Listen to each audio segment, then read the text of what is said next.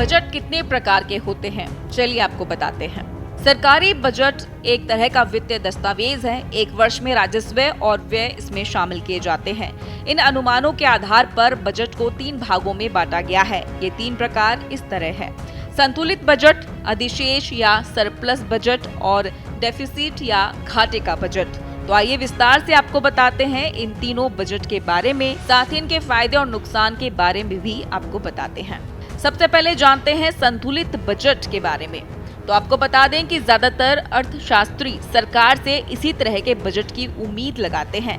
जब किसी एक वित्तीय वर्ष में सरकार की आमदनी और खर्चे के आंकड़े बराबर हो तो उसे संतुलित या बैलेंस्ड बजट कहते हैं। ऐसा बजट वित्तीय स्थिरता सुनिश्चित नहीं करता। इस तरह के बजट में सरकार बेवजह के खर्च से बचती है। इसके साथ ही संतुलित बजट के कुछ नुकसान भी होते हैं, जैसे बेरोजगारी जैसी समस्याओं के समाधान नहीं मिल पाते, आर्थिक सुस्ती के समय बेअसर साबित होता है, विकासशील देशों में आर्थिक ग्रोथ पर असर डालता है, सरकार जन कल्याण के काम भी ठीक से नहीं कर पाती। अब जानते हैं सरप्लस या अधिशेष बजट क्या होता है। 3 प्रकार के बजट में दूसरे नंबर पर आता है सरप्लस या अधिशेष बजट। जब किसी सरकार के खर्च से उसकी आमदनी अधिक हो तब उसको अधिशेष या सरप्लस बजट कहते हैं। दूसरे शब्दों में एक वित्तीय वर्ष में सरकार के पास अतिरिक्त रकम बचना सरप्लस बजट कहलाता है।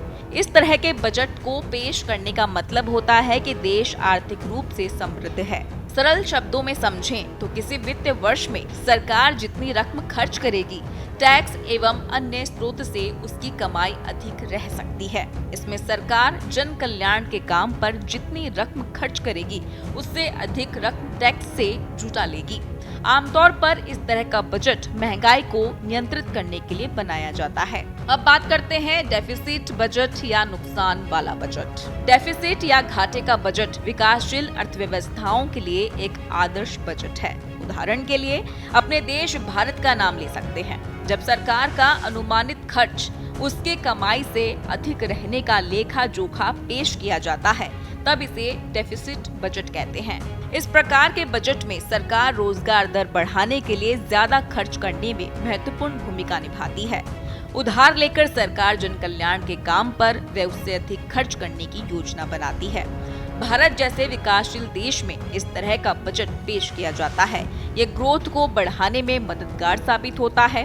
ज्यादातर अर्थशास्त्री के अनुसार आर्थिक सुस्ती के दौर में इस तरह का बजट काफी लाभदायक हो सकता है। डेफिसिट या घाटे के बजट से मांग बढ़ाने और आर्थिक विकास में तेजी लाने में मदद मिलती है। हालांकि डेफिसिट या घाटे के बजट के कुछ नुकसान भी हैं, जैसे सरकार बेमतलब की चीजों पर खर्च बढ़ा सकती है। उधार लेने की वजह से सरकार पर भी बोझ बढ़ता है। हमारे देश में कौन सा बजट पेश होता है? तो बता दें कि आमतौर पर दुनिया भर के देश घाटे का बजट ही पेश करते हैं। दरअसल दुनिया के बहुत नाममात्र के देश हैं जिनका बजट घाटे के बजाय मुनाफे का होता है। भारत का बजट आजादी के बाद से घाटे का ही पेश होता चला आ रहा है।